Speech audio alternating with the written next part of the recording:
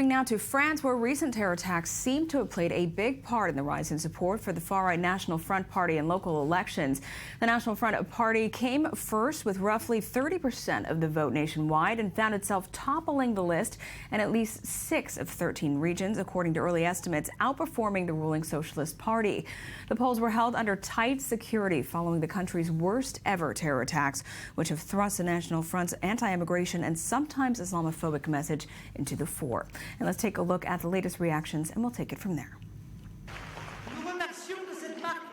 We thank all the voters and activists who trusted our party. They allowed by their commitment, their support and their vote this wonderful result that we welcome with humility and seriousness and with a deep sense of responsibility. The French people can be proud for not giving up to anti-democratic pressure from politics and media. I want to tell those who made that choice that we can hear their worries, but that they won't obtain any answer from a party whose proposals would dramatically worsen France's situation and would create the conditions of dangerous disorders in their regions and in our country. And as mentioned earlier, we were joined in studio by former Israeli ambassador to France, Ambassador Daniel Sheikh. Thank you so much for being with us this morning. And also still with us is Adam Hoffman. Thanks for staying with us. So we'll begin with you, Ambassador Sheikh. Is this the expected outcome in these elections? It is, actually. And I think it's a bit too easy to say that you can pin this entirely on the November terror attacks. This has been coming for a while. No doubt there has been a boost because of the feeling of security threat that the French feel. But this result has much deeper roots. Some of them have to do with the immigration problems, but most of it, I think, has to do with the general feeling in France. The polite word would be disillusionment with established politics. The truer word would be disgust. People don't trust the big established parties, the socialist parties, the moderate right. They're not convinced by their current candidates, not by President Hollande, not by Nicolas Sarkozy, who was already a failed president once. So there is a general trend all across Europe, by the way, and maybe all across the world, not to trust the political establishment as people used to in the past. And we can even see this in our country, in Israel, with new parties emerging out of nowhere and getting unexpectedly high results, and larger, more established and old-time parties lowering. And it seems to be a shift to the general right as well, especially in Europe. Yes, that is true too.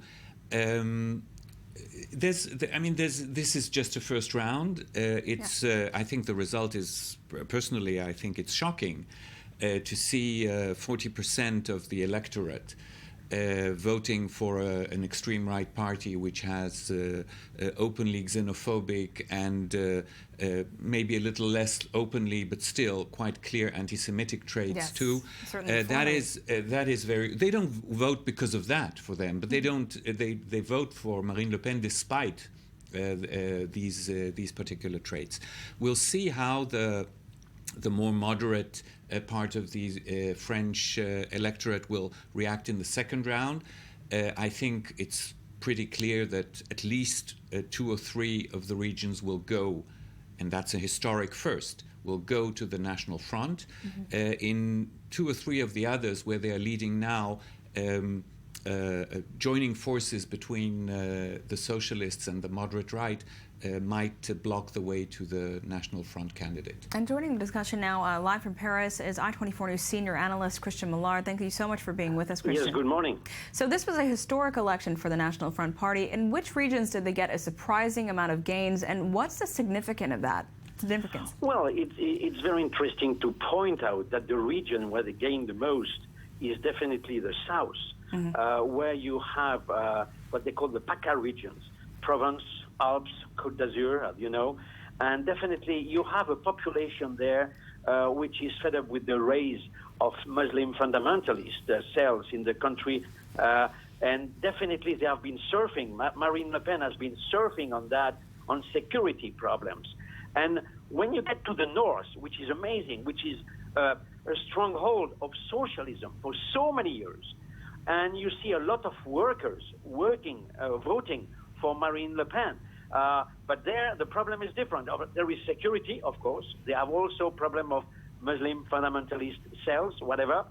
And also, the rate of unemployment has gone higher and higher.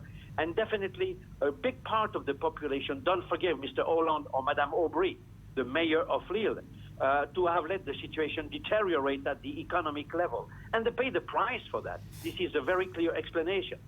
So this is actually something that Ambassador Scheck was mentioning, is that even before the Syrian migrant crisis and the Paris attacks, the far right was already slated to make gains. So this is because of also local issues in Paris, in France. Local issues, but also, let me say that as Mr. Scheck said, Danny Scheck, definitely there is a kind of erosion of popularity of all these establishment parties, as Danny mentioned, which is clear that people have been fed up with Sarkozy.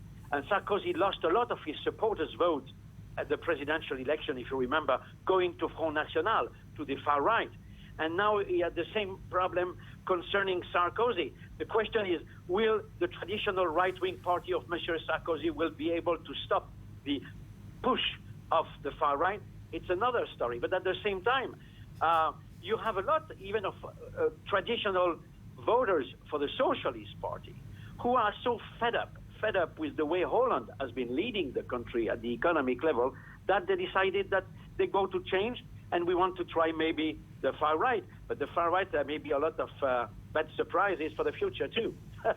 Well, Christian, thank you so much for joining us this morning from Paris for these election results. So, Adam, I want to hear your take on all of this, considering your expertise in counterterrorism. Well, I think that this plays right into ISIS's hands, and actually, this has been a goal of ISIS, and before that of Al Qaeda in Iraq, its predecessor for quite a while, and goes back even to Osama bin Laden since 9/11 and 9/11 attacks. That the basic goal of ISIS as an idea is basically to polarize the world into two very clear, very distinct camps. I mean, the Muslims, as defined by ISIS, and the West, I mean, the infidel West, so as they call it. So what we see here is basically this kind of anti-Muslim backlash and increase in popularity, as we've seen now in the polls of the far right in Europe. And also, in a sense, we saw populist politicians such as Donald Trump. We see it both in the US and Europe. We see something which plays into ISIS's hands, basically polarizing the two camps and creating a very clear distinction and eradicating this kind of middle ground between a kind of integration or any kind of sense of moderate Islam in the West or anything in between these kind of two opposing camps. So this plays right into ISIS's narrative, and I think that this is a very understandable and yet worrisome development when we consider the larger political context, especially when we talk about the war of ideas between ISIS and the West, which is trying to contain and defeat it. It's an interesting point because it's also kind of echoing something that Obama said during his address last night, is warning not to play into the hands of ISIS and doing things that they expect us to do. It's almost like they're planning out moves that they would like us to fulfill. Right. So in that case, is France playing into the hands of ISIS by voting such a far-right platform?